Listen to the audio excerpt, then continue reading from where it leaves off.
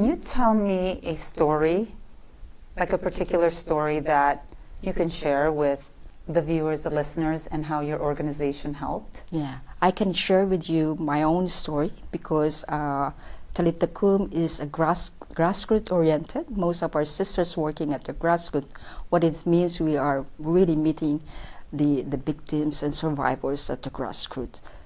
So one of my stories, meeting a victims, and you can tell their stories, most of them, sometimes, because I came from the Philippines. My mission was in Japan before coming to Rome, but I met many of women, especially the migrants from the Philippines, sometimes are really victims of exploitation and abuse. So the traffickers invited or recruited all the women. They were being promised to get a job, especially in Japan. It's like kind of a hotbed for human trafficking.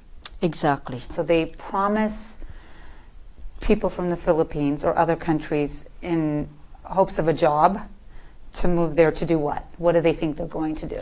Yeah, so sometimes they said, okay, you can find a good job in Japan, but sometimes, get trapped. They give promises a good job, but they ended up in doing different things. So, and this is a situation, and some of the women, of course, traffickers are traffickers, they believe what they're promised. And then sometimes there's a contract, but the contract they're being promised to is... So they are held like in a building against their will and forced to have sex with people they don't want to have sex with, and this goes on in perpetuity? Like how...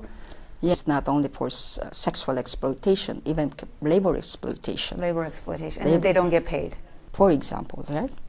The contract will say $1,000 a month, and they're gonna ended up paying for only $200 a month. Oh, and then this is part of labor exploitation, and sometimes they work in a business that they were not against their will. They've been work in the fishing industry, in the agriculture industry, and sometimes it's really in a miserable situation. This is a situation that's real, and this is not happening, and it's not isolated in the case of in Japan, but this is happening in different parts of the world. I know it's happening even in the United States, and I think it comes in through our borders. And there's everywhere I go now, I never used to see this, but I see human trafficking is a problem. Even on my hotel room door at the airport, human trafficking is a problem. If you or anyone is affected by this, call this telephone number. So it must be a giant issue that no one is talking about.